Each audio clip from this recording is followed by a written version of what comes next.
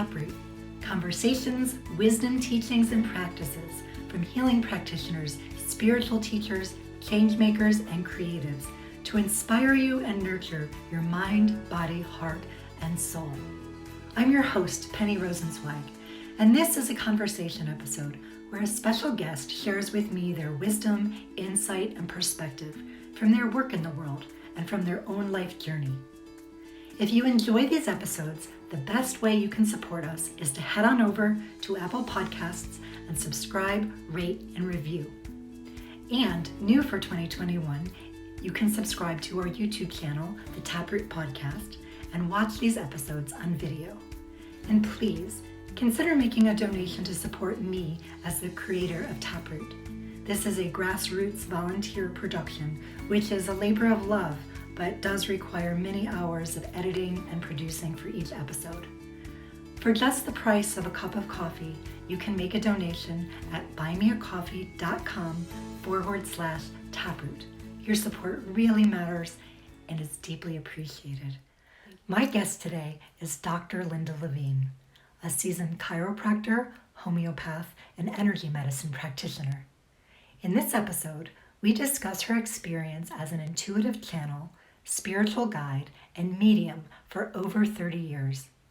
If you have ever asked yourself those big existential questions like, why are you here? Why a particular loss or challenge or hardship has happened in your life?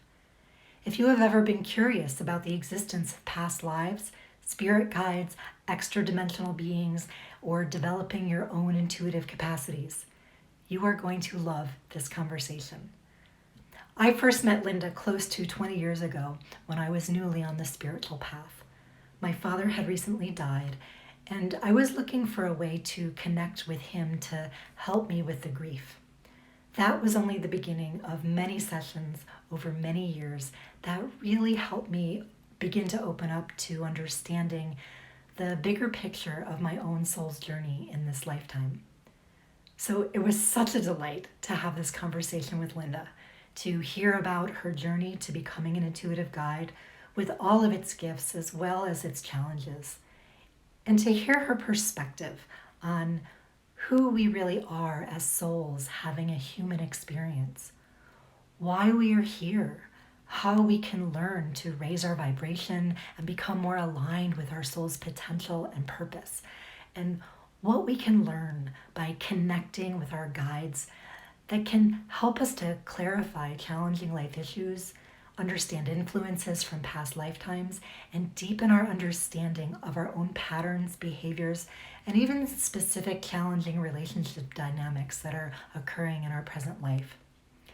So enjoy our conversation and Linda's beautiful, bubbly personality, her light, and her deeply loving energy.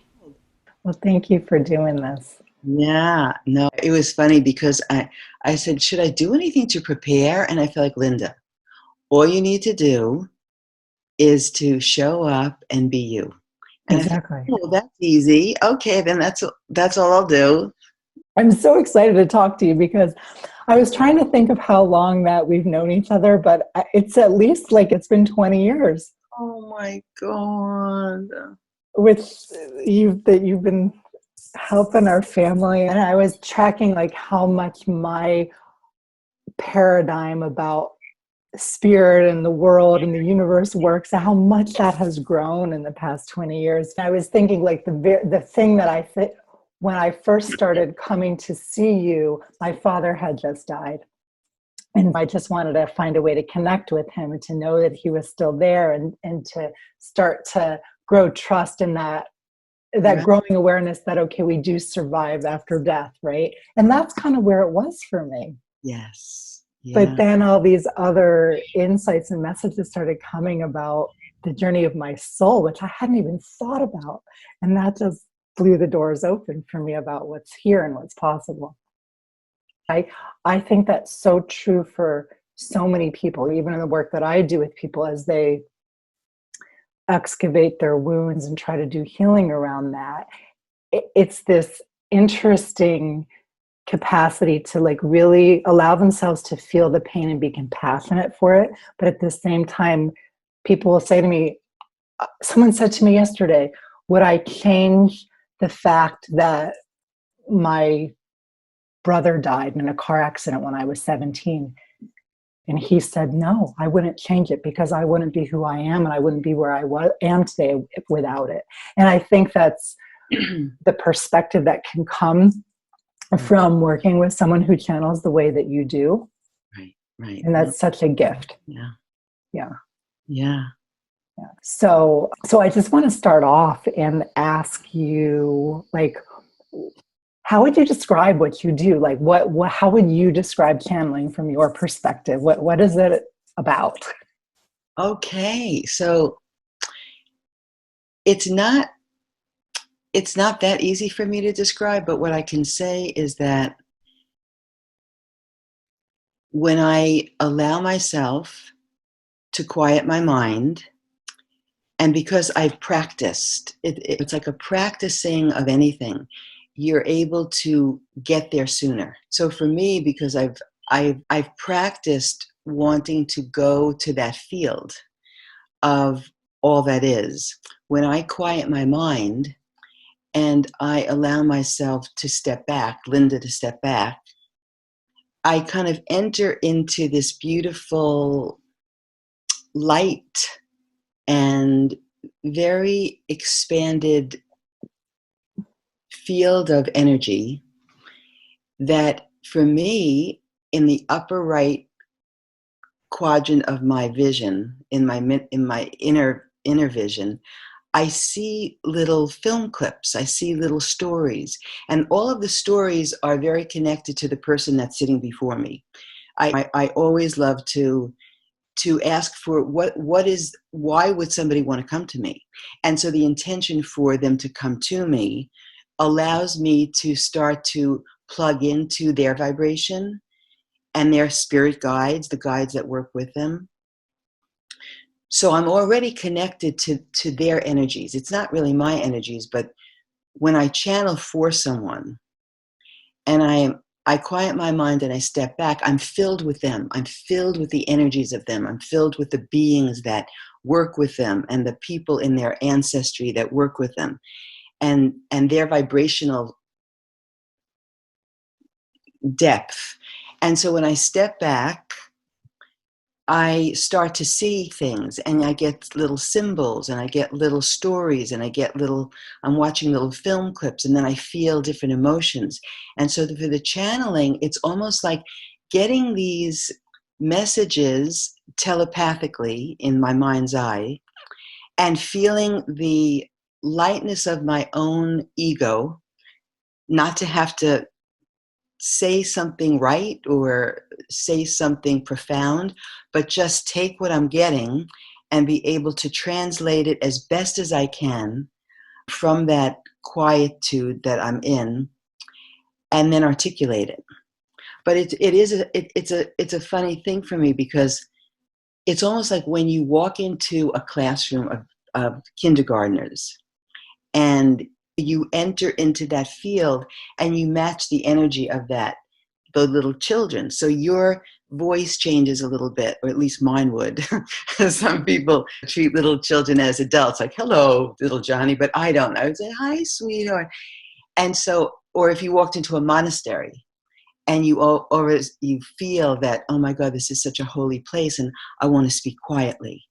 When I enter into that field in channeling, it's so much higher than me that my voice starts to match the vibrational amplitude or voltage or heightened awareness. So my voice gets altered. I wish it didn't. I kind of wish it didn't, because it does take a toll on my vocal cords. But if I stopped it, if I stopped that natural organic thing that happens, then the Linda enters into it. And I don't want that to happen. But I do ask people, like, is that going to weird you out? Because if it weirds you out, I'll try harder. It will be choppier to channel, but I could do it. But most people that seek me out are saying, no, just be yourself. But the channeling is a very interesting experience, because it allows me as Linda to watch this story unfold, to watch these people from the other side come through, and the feeling that sometimes occurs inside of my body, I start to sob, because sometimes if like some higher being, like a archangel or even a Mother Mary or a Jesus, even though I'm very Jewish, but these beings come through me, and the feeling of the love, or even like a loved one of a parent, and the feeling of how much love is being transferred through me to the person is so overwhelming that I hear myself crying. It's almost too much, Mhm. and I just feel like it's my particular way of channeling is very different than somebody else's way of channeling intuition or messages from higher realms. My kind of technique, style, or how it comes through me is one way. It's certainly not the way. And everybody does it differently. Some do it through writing, some do it through what comes through them in their music, some do it through what they do through their healing, just being a vessel for the highest light. And when it comes down to it, it's being able to be so open to the field of the formless, of what we can see or touch or hear or smell, but it streams through us like this beautiful prana. And I think when people like you, who's a healer, and other people that are consciously aware and kind of awake to the fact that it's not just this body that is us, everybody finds their own way to calibrate to those realms. And the more that we want to, the cleaner and the purer and the easier and the more accessible kind of communication is for us. How have you learned to get your personality, your ego out of the way? Because that's really the trick, isn't it? That it's coming as a purest stream as possible, as opposed to being biased by your own thoughts or experiences. So what's your way of navigating that? Yeah. Well, I've always been a people pleaser. And so I always want to just make somebody feel better. So to channel, I really learned that that part of Linda really has to step aside. I mean, certainly my intention is only to pull in the highest master guides. And when you pull in the highest master guides, there's always love there. So when you talk about anything, if you're talking about something from the field of love, there's always something uplifting, opening, and enlivening that will kind of pierce through and infuse into the conversation. But what I realized I've done this for as long as I've done, that I have to really trust that the messages that are here to offer this person that's asking my help is something that I don't know the person. They're strangers that come to me. So I can't bring Linda into it. I have to really let go of my agenda of wanting to fluff it up or to make them walk away with a smile, because who am I to say that somebody needs to hear something that may be very rich for them, but maybe a little awkward for me to share as Linda.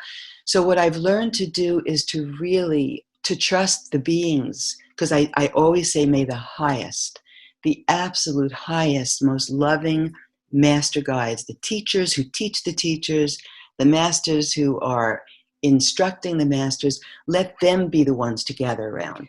And that's a really important point, Linda, for people who are listening, because just like there's a lot of different characters in the world today, there are really well-meaning human beings and there are really nefarious human beings. And It's no different in the spiritual realms. Just because someone is not with a body doesn't mean that they are all knowing or all loving. Exactly. So having that intention outright is important. And also, I feel like making sure that we're energetically in a good place before we start to work with somebody else, because it's all resonance. Absolutely. And I think too that that's why before I do a channel, I need to put out a very pure intention.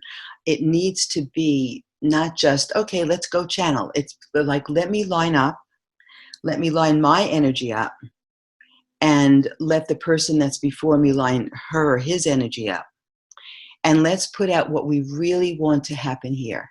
And it's for the highest, highest, highest good. And it's to surpass the beings on the astral plane, some of the people that are still in turmoil or confused or not kind of going to that light or piercing through the realms. There's so many layers of the universe and layers of conscious awareness. And we want to kind of get right to the highest that we possibly can. But I think that the ego is a funny thing, because we need ego. We're in the human body. But when we do something like this, ego doesn't play a role. And I remember there was this one experience that I had when I was channeling she was a nun. And I mean, it was like, okay, I'll do my best to not keep thinking that you're a nun and I'm Jewish and I'm doing this work, and okay. And what happened for me, and I'll never forget this, it really taught me a big lesson. She wanted me to channel her brother who had passed. So I said, okay, I'll do my best, and I never know what's going to come through. So I'm in this field, and there I see him. And I see this story. And I see, because the Linda is watching, like I'm talking, but I'm watching what's going on. And I see this story of him walking into her bedroom. She was probably 7, and getting under the covers. And I feel like, I don't believe this is happening. And I'm watching this in my story, and the words are coming through. It's almost like when you see something going on, it's not like play by play, that's what's described. There's a stream of conversation that is not my conversation that comes through. So whatever was said was talking about the apologizing, but did not speak about what I saw, just apologizing about, I didn't know better, or can you forgive me for changing the course of your trust because of this, something more in the generalized field. Well, the reading finished, and I know what I saw, but it wasn't spoken about that way. And there was a lot of tears, and there was a lot of thank yous, and then she left, because this was actually in person. And I went back home, and I felt like, I don't believe what I just saw.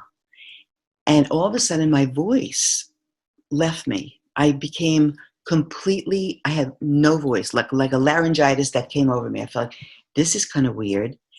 So I get this email from her. She goes, thank you so much for your time, but I feel that you have held something back, and I want to know what you're holding back. And I feel like, oh no, I don't want to tell her what I saw. And I first said, well, I tried to be vague. I tried to give her, and she emailed me back, no, I want to know specifically. I know that you saw something. And finally, she says, I'm calling you up now. I said, oh no. So I could whisper. And so she goes, Linda, I felt that you were holding something back. What?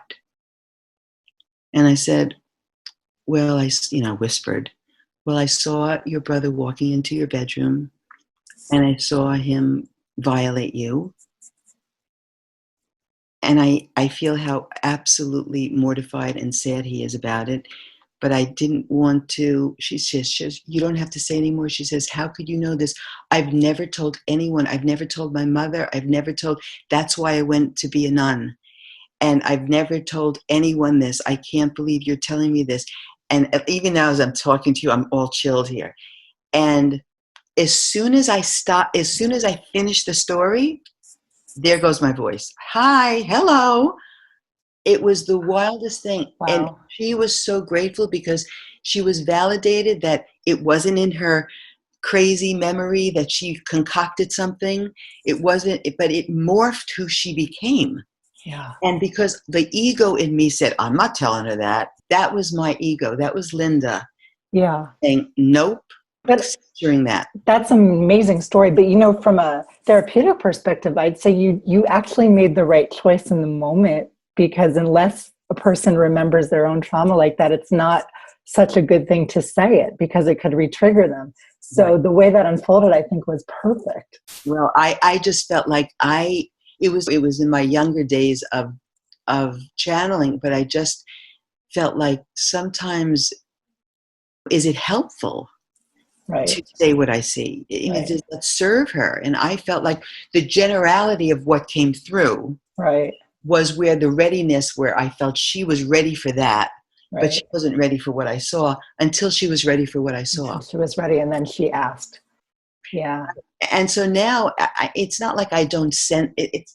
It almost is to let go, to be channeling when the intention is purely for love, for the highest good of this person, to allow the information to come through. I don't feel this need to tweak it. Yeah. That's where I've trusted more and more and more and more that what will come through, the person has the readiness to hear. Yeah. So Wow. Yeah. So what has been your journey with this? Like, were you channeling from the time you were a little girl? How did you even know what was happening to you?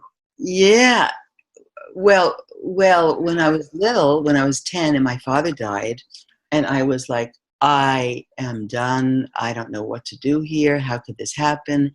I started to meditate. My whole family did transcendental meditation. And because I wanted to know, when I would start to the field of unified consciousness and the field of transcendental consciousness, Maharishi talked about that. He tickled this like world, like, wow, there's like this whole deeper world of who we really are. That we're just in this form, but there's this other world. And you were interested in this when you were 10? And That's amazing. I said, where's Daddy? Where did Daddy go? Like, he was here and now he's not here. And where did he go? So it was a very personal desire to know.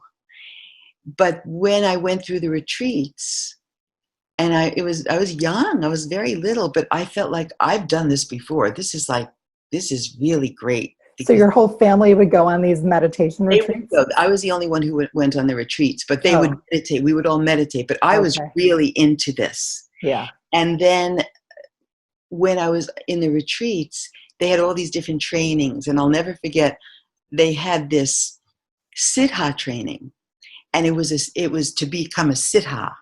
And to be a siddha, it was all this money, which I didn't have, but they taught you how to levitate. They taught you, like in the yogis, they have all these different beautiful magical things that they do, walk through a wall or levitate or be multidimensional, and all these wild concepts that I felt like, this is really weird. Like, it showed me limitlessness. They're teaching you how to shift your frequency, who you really are, right? Yes. And like, there's nothing that we can't do, like the magic Right. carpet ride kind of thing. Right. And as I started to grow, I said, I want to go into one of those rooms.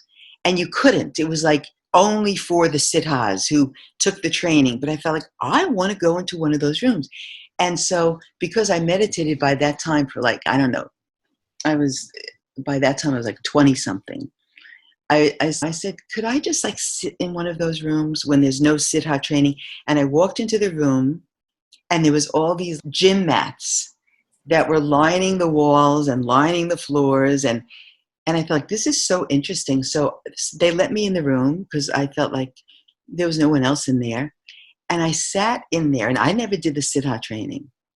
But I sat there and I started meditating. I was doing my mantra. And what I knew is that when you get into that field of transcendental consciousness, which is like the silence between the words, that gap of like, you're not thinking anymore. You're just, your mind is so quieted that you're now blended with all that is.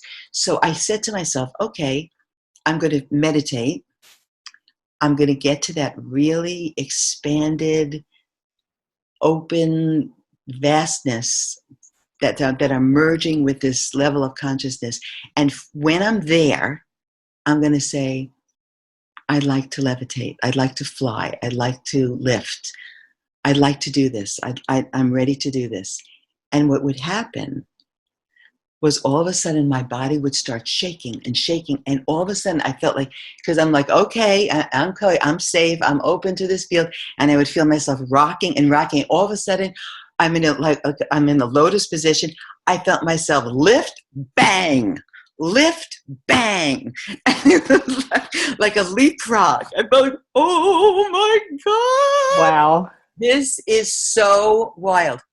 But I felt like this is all that is. It's like putting out the intention of what you want when you are in that place of openness and blending, merging, connecting to the limitlessness of all that is. Mm-hmm. And I felt like whatever refinement or calibration the Siddha program teaches, I certainly didn't know it, but I felt like I'll do my own version of it. And I kept going back there. And sitting in the room. Sitting in the room. Yeah. And it was like taboo. No one sits in the room. And I didn't tell them what happened in the room. I was alone in the room. Mm-hmm. And the mats, you see why the mats are important, because I was banging down. Like I would probably be lifting, I don't know, maybe a foot. And then when I would bang down, it was like a whiplash. And as somebody that was going to be a chiropractor, I felt like this is not good for my neck. So I have to almost like prepare myself for that bounce. And what it just showed me is that all of us have this ability to be able to step into this beautiful field of unbounded potential. It's in all of us, mm-hmm. but it's almost as though who chooses to focus their time or devotion or attentiveness to do it, to tune into that channel. It's like you have the radio, and the radio channels are all for all of us, and we tune into this channel versus this channel. I kept tuning into that channel. Right.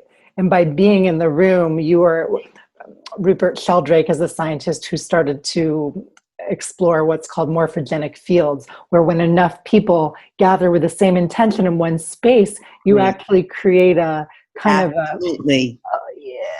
of a field of intelligence and a field of intention for whatever they set. So you being in that room with all those people who are practicing levitation, you tuned in right there just by being there. 1,000% yes. Right. 1,000% yes. You sat there and you already felt enlivened. Right. It's like going into like a world famous chef, a place where all the chefs are, and you already feel that you're going to cook better. It's just this. Yeah. Or an apprentice and a mentor. Yes. That it's not just the information that's being translated, but it's literally an energetic transmission. That's right. That helps people to grow into their mastery.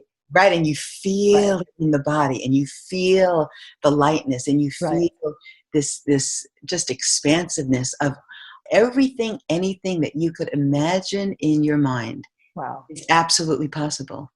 That's why daydreaming. Yeah, I mean, that's why I feel like daydreaming is a really beautiful practice, because when we daydream, the ego is gone, and we just play with what if this, and what if that, and what could be that, and I would love to create that, and I would love to go here, and I'd love to expand my business to that. And it's a daydreaming where you are not any more constricted or limited to the ego mind of what the intellect says.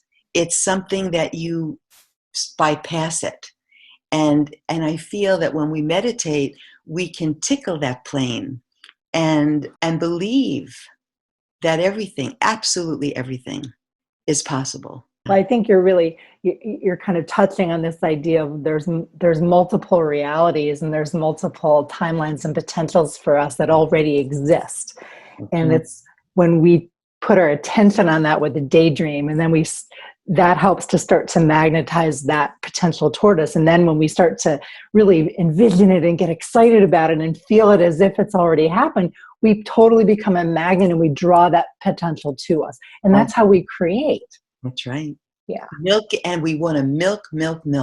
Yeah. A feeling of goodness, a feeling of wellness, a feeling of excitement and enthusiasm. And I want that, and I love that, and I want it because of that, and it makes me feel so exhilarated for that. We always want to stoke that, because when we're happy, we are in a vibrational vicinity of plugging into the guides, plugging into the potential of all that our lives can be. And when we're in a sadness or depression or anger, or that's a lower vibrational thinking, and we become limited to the potential of who we're here to be. We're here to grow and develop and expand and evolve and create and be happy and just feel connected to the divine all the time, as much as we can. Yeah. So just getting back to your story, once you had that experience with the siddhas, is that what then started to open up other capacities for you, like channeling? Well, actually, from that, I wanted to be a yoga teacher. So I started to do that. But from that, I went to a class. And it was a class that was local in my area. And then maybe I was like, maybe 20, I don't know, 21, 22. And the woman was channeling. And it was a class of like chakras and auras. And I felt like, okay, this is cool. I like this kind of stuff.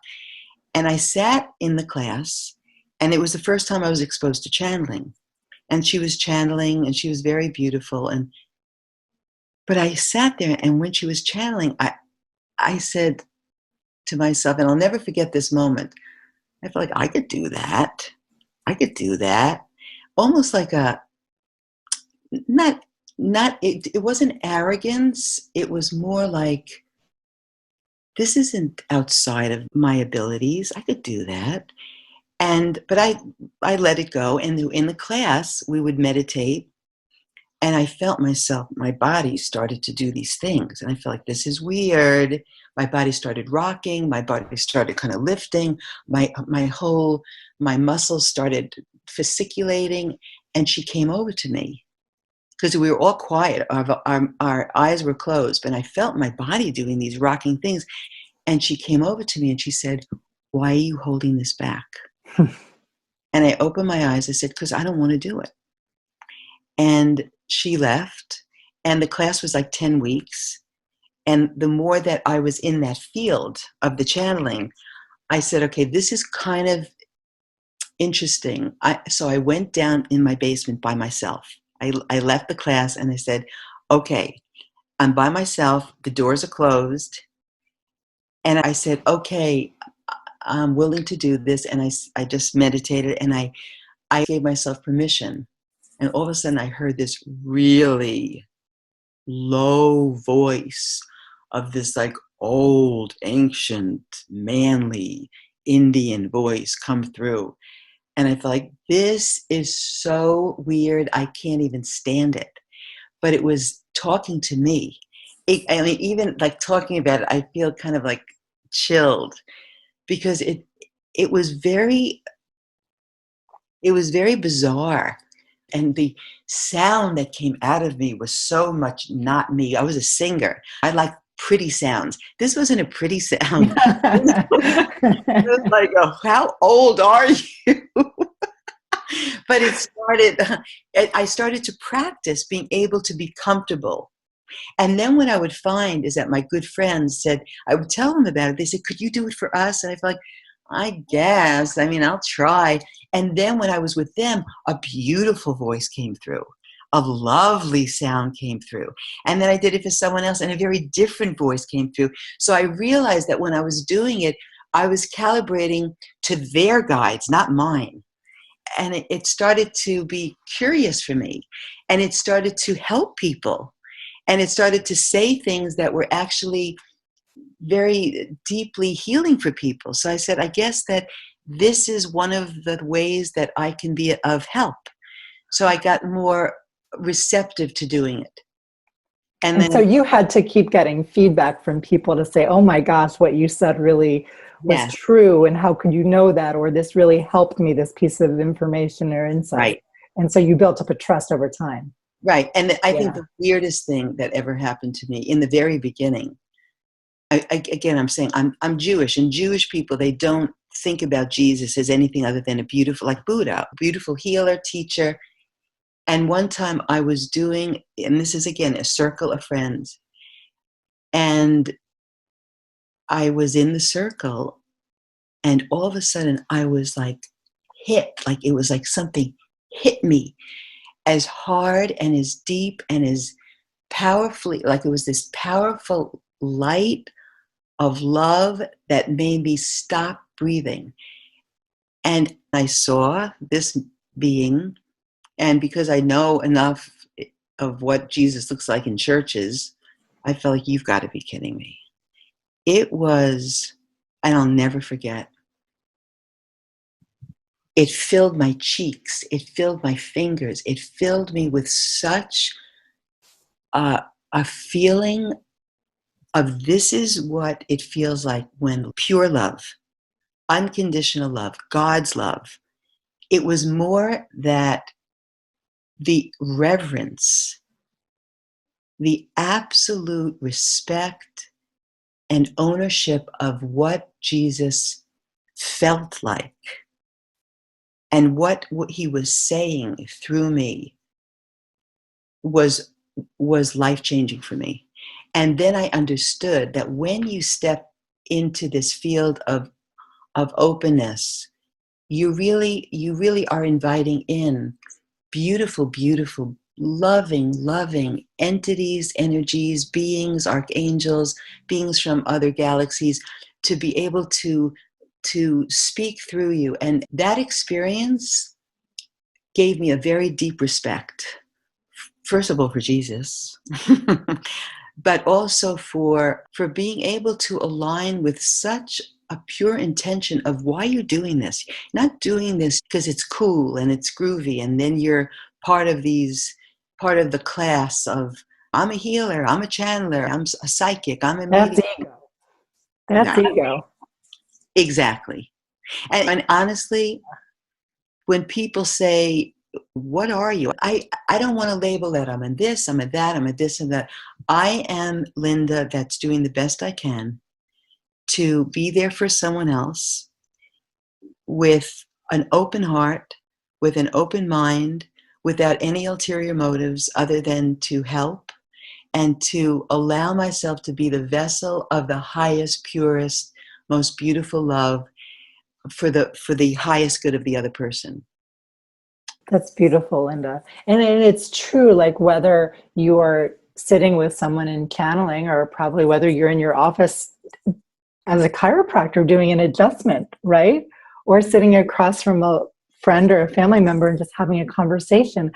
I think that potential for us to be a vessel for pure love and divine energy can happen to any one of us in any aspect of life. Absolutely. Sitting with and playing with our children. Exactly. And they're the greatest teachers ever. Yeah. But I think it's a good point that you're making, because when you do connect, when you quiet your mind and you go to a meditation, or you're in a yoga class, you're in front of a beach, or you're in the mountains, and you feel that moment of deep connection to the guides, to the divine, to God's love, to all that is, to the creative intelligence. And when you feel that, and then when we're in the world, in contrast and in tension, and when you plug into that on a regular basis, you really feel the difference of what it feels like inside when you're angry or triggered or irritable. It starts to feel more and more uncomfortable. You can't stay there too long. Right. You just can't stay. It's kind of like if you're eating a clean diet and you're loving the nutrients that you're eating and the fresh fruits and the fresh vegetables and even the clean proteins, and then all of a sudden you have a binge of Twinkies and devil dogs and yodels. You can't do that for too long because right. the difference. You've gotten the taste and you can't unknow or unsee something. No, you So, can't. so the contrast becomes really painful. Right. Yeah. And, and I think that for me to calibrate as best as I can to stay in the field that I like myself better. It feels more like I'm more love. I'm more flowing. It's presence. Like for me, I just get back, Linda, where are you? What do you see? What do you smell? What do you feel around you? Get back into presence, because when we are in presence, we can somehow recalibrate to that part of ourselves that feels better, feels more loving, feels more open. I don't like being irritable. So the question that I'm holding, because I think about this a lot for myself, is how do you, it's really easy to use some of these practices, whether we're channeling or whether we're just meditating and shifting into these higher states.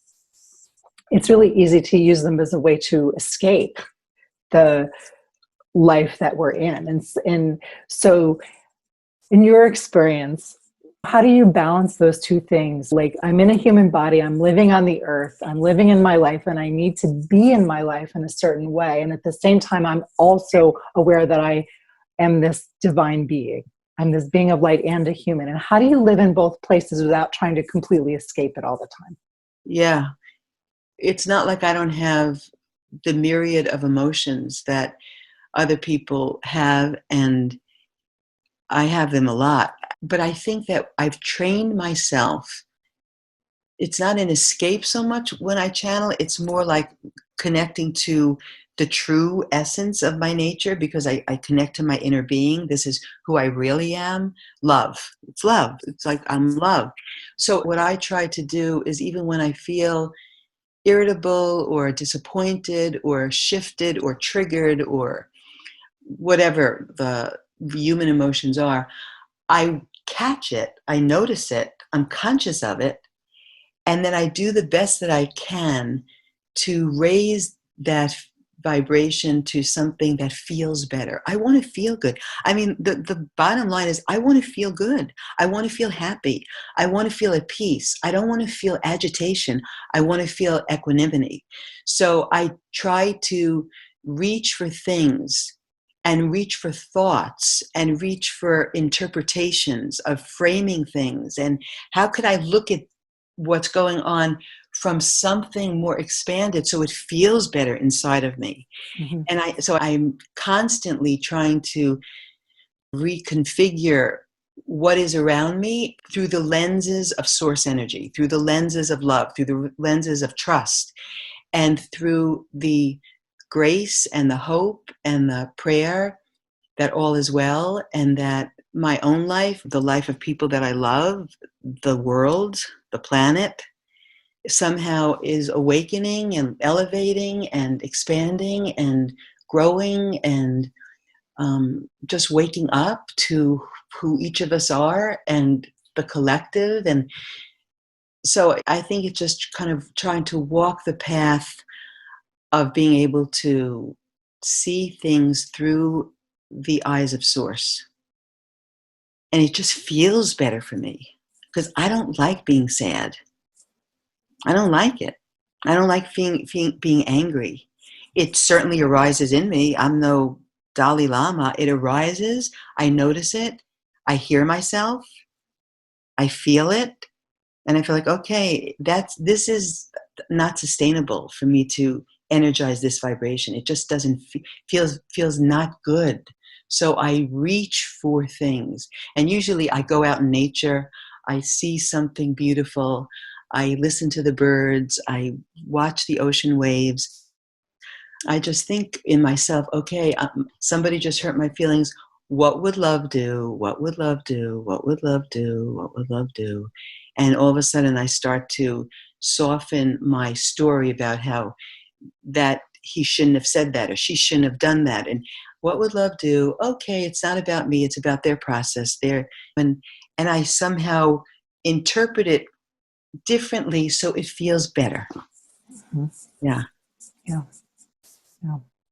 And I would just add another step, which I think is implicit in your process, but I just want to name it, which is being compassionate with ourselves when we do have those feelings. It's like, okay, yes, I am feeling angry. I am feeling sad, and Right. acknowledging it and accepting it, and then Right. welcoming it. Mhm. And then we can reach for the higher thoughts after we go through that process. We have to accept those parts of ourselves before we can shift them. Right, right. Recently, I was having a real issue with my lungs. And it was like an assault that I had. I walked into a place and there was a lot of Febreze, that disgusting air purifier, and then all the hand washing that we're doing. And Yeah. my lungs got very sensitized. And it started to really worry me because my lungs were changing.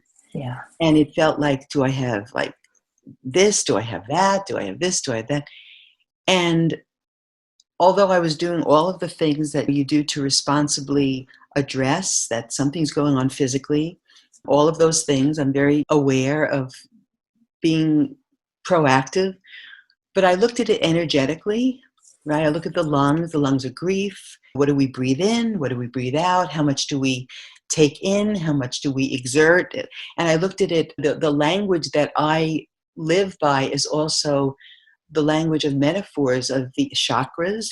What chakra is this? Is it my heart chakra?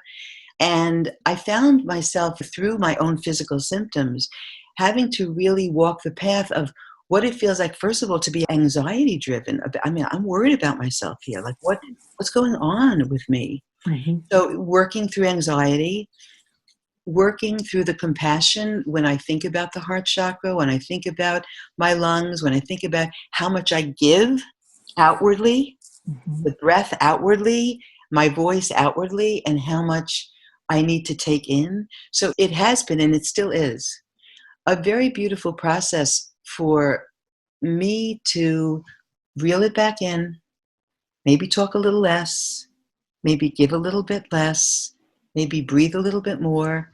And I feel like all of us, with all of our physical ailments, with all of our emotional ailments, like the language of the chakras, to really be able to look at whatever symptom we have, where does it land in our body?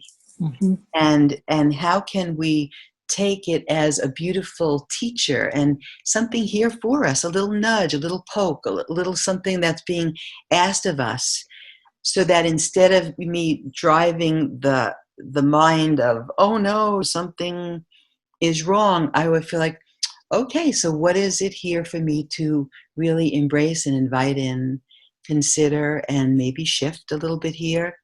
So we're human here. Yeah. I don't care if I channel from now till the cows come home. I'm as human as anybody else. And I have as many feelings as anybody else. But what I've really, really, really trained myself to do is to take responsibility that I get to choose the thoughts. I get to manage my own radio station. I get to be the one to tune into this station or to that station. And if I'm feeling agitated, I'm making this choice to stay agitated, or I'm making that choice to have faith that my body's going to heal. Mm-hmm. We have the control of our own GPS and of our own remote control. Click through that station, click through that. Oh, I'm going to stay on that station. That feels better. We get the choice. We do. We have to learn how to pull ourselves out of that automatic programming that we all get conditioned to. Right. Yeah. Yeah. And meditation can be a great tool to do that. A wonderful tool. It Yeah. really is. And it doesn't, like, sometimes I resist. I don't feel like meditating today. But what I will do is, while I'm walking or running or doing a yoga posture out in the world, I quiet my mind and stay present with all that is happening around me. We don't have to just sit there. It's helpful to sit. It really is helpful to sit. But if we feel resistant to sitting, then it doesn't deny us of still quieting our minds and connecting to our inner being. We could do it in other ways. But we want to consciously check in with ourselves. Mm-hmm. our higher self, our spirit, our true essence. Because when we can do that, we're just such more compassionate, loving, happy, hopeful beings. Yeah. Not energizing what makes us different, but what makes us connected. Right? Yeah. That oneness. Yeah. So taking that a little bit further, you've been channeling for what, 30 years, Linda? A little bit more. A little bit more, yeah. Closer to 35. Yeah, so you've got this really unique perspective of sitting with humans, but also receiving these teachings and these insights from all of these higher guides and masters for over 30 years. So I know this is a big question, but what are your takeaways? What are are there core things that you've learned in all of that time of being a sacred witness of, like, you know, these are the things that I hold most dear. These are the most important things that I've learned that I wish humanity would really understand and know and wake up to? Yeah. One of the first things that just comes to me, well, first of all, we're all love. And secondly, we're all in this physical body now, here to keep our souls growing and expanding. But whatever happens to us is really for us.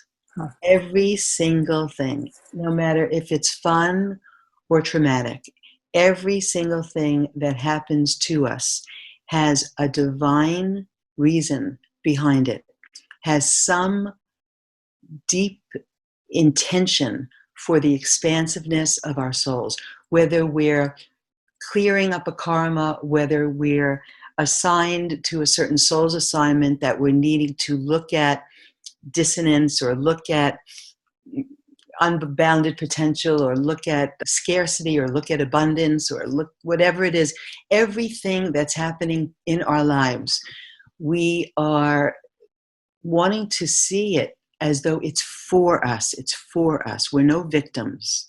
And so what it's allowed me to do is, again, adjust my lenses to have a curiosity, like, look at that. Like, that person just had this trauma, or that person just had this amazing, lucky thing that just happened, or these two people that don't match at all are getting married. And everything has some beautiful learning behind it. So that's one thing that I've definitely taken away. And the other thing is that we have many, many lives, many, many, many incarnations, and not just incarnations that have a thread that link them all, but we get to pick and choose. What do I want to focus on now? And what do I want to bring? What gifts that I have do I want to bring to the universe now? And we do keep growing and expanding. And there are also other dimensions. There's not just this earthly plane. Mm-hmm. And how would you explain that to somebody who is just hearing the word dimension for the first time? It's like levels of consciousness. It's kind of like when you look at the colors of the rainbow, or the amazing amount of mixtures of colors that we can have when you look at paints. Like, what do we want to paint our house? Well, I want this shade, this shade, this shade, this shade. There is limitlessness. This is why it's crazy to paint a house, because there's so many shades to choose from. And it could drive you crazy because there's a little blue in this, there's a little pink in this. There is an unbounded amount of pickings and choosings and creations of colors, and each color has a vibration and a frequency, and each level of consciousness is just another lifting of a veil and going to the next and the next and the next. We never get it done. There's nothing that can stop us from learning something else, and then that, and then another, and then another. So there's nowhere to get, really. It's really about experiencing more and more and more aspects of consciousness and of beingness. And the journey, it's the journey, the deliciousness of the journey is way more important than the destination. Yeah. You know, like you think about the steps to the pyramid, these beautiful steps that these Egyptians made. I've seen this in different channeling sessions where they use it as a metaphor, but I love it because it's so real that every step that they made in ancient Egypt, they looked at the contour and the size and the shape and the colors, and this is a beautiful step. And this is the next step. And the steps that went to the very top of the pinnacle of the pyramids, it wasn't so much the importance of, I'm at the top of the mountain when we climb Mount Everest. The journey of what comes through us and what we learn about ourselves as we're trekking through the life, as we're going up to Mount Everest, as we're going to the top of the pyramid, that's the deliciousness of our beings. And the universe, it keeps expanding. It's not finite. It just keeps growing. And so the other planetary beings, there are other planets, there are other lives on planets. There's intelligence that's beyond us. These UFOs that people are like so intrigued by. Yes, because it's like, guess what? Earth is not the only place here, guys. We take in, many of us take in the conscious awareness of many different galaxies. It's all fun and it's all beautiful because what it does is more than getting too caught up in the exact qualities or characteristics of this star system or that star system. What it does for me is it just allows me the humbleness and the humility and the reverence and the in-awness that we are spiritual beings in the human experience, that we're all definitely connected to something so much grander, so much bigger, so much broader, so much vaster than what's in front of us. And I think that when we have that perspective, we can love ourselves more, we can be more compassionate to ourselves when we're in a life situation that's hard, and we can trust that it's here for us for some reason. It's here for us. And how, I don't know if it's ever been more important in our lifetimes than right now in terms of all of the change that's going on on our planet on every level of society. So how can we face all of the destruction of so many systems on our planet and say, okay, this is here for me. This is actually here for us. Right. Seems like a big challenge right now. And yeah, and I think too that when you see what we really don't want, it gets you more refined and clearer and more fine-tuned about what we do want. And so the contrast of all this that we don't want, we know really what we do want. Even, if I have to use the word the elections, if we want integrity, we want honesty, we want clarity, we want something that we can trust, we want something that we can honor, and we want unification. So with what we see is not happening, we want peace. We don't want violence. We want love.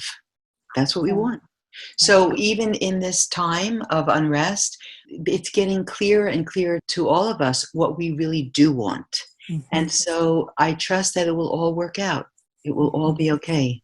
And that's a great metaphor for our personal lives as well. So if we quote unquote make a mistake or we have a challenge in our life, rather than saying, oh, I screwed up, or this is terrible, or I'm a victim, it's giving us an opportunity to have a preference, to say, oh, wait a minute, I really like this and I don't like this. I want to be like this and I don't want to be like that.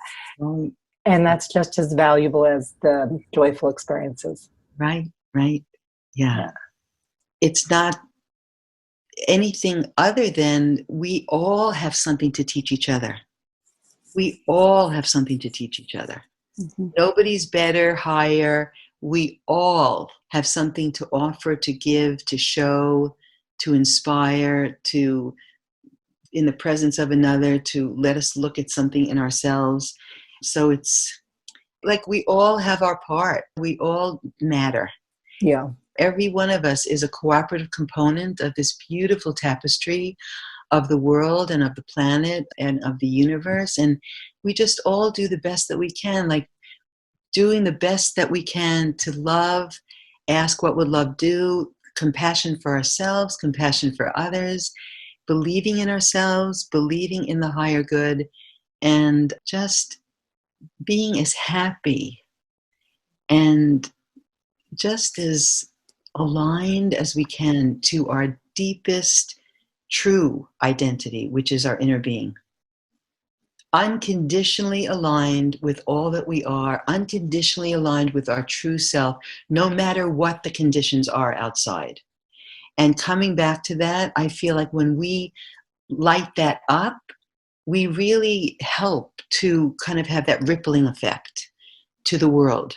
When somebody comes to me so agitated and so angry and so this, if I match that energy, we just kind of energize the anger. But if I hold a space of unconditional alignment with my true self, and from that place I talk to that person, something magically can happen, and it can morph into something better, more understanding, more compassion, more of an expanded awareness of what the initial conversation was about. Matching somebody with the dissonance only creates more dissonance.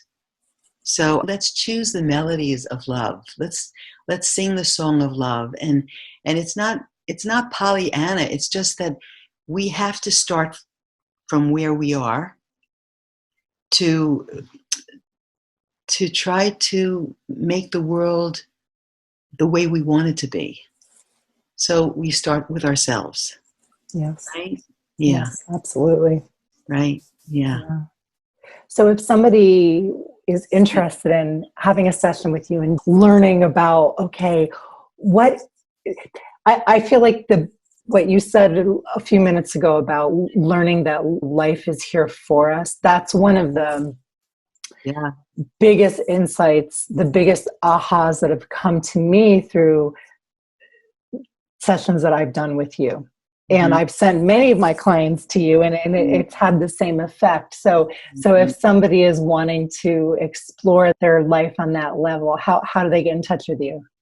Oh, well, I have a cute little Weebly website. It's lindajluna.org. But, what I love is that if somebody ever wants to work with me, to get in touch with what are they looking to do? What's their intention for the reading? And I do love pictures. For me, I love photos because truly, if you send me photos of you, of the people in your circle, of the people that you are having issues about or conflict about or wanting guidance about, I do a good hour to an hour and a half of preparation to first attune, because I feel like I can't just snap my finger, go into that field. I have to calibrate my own self. So in the pictures, I meditate, I tune in, I get the person in my field, and I bring the intention of what they're wanting into that meditation, and then I do the reading.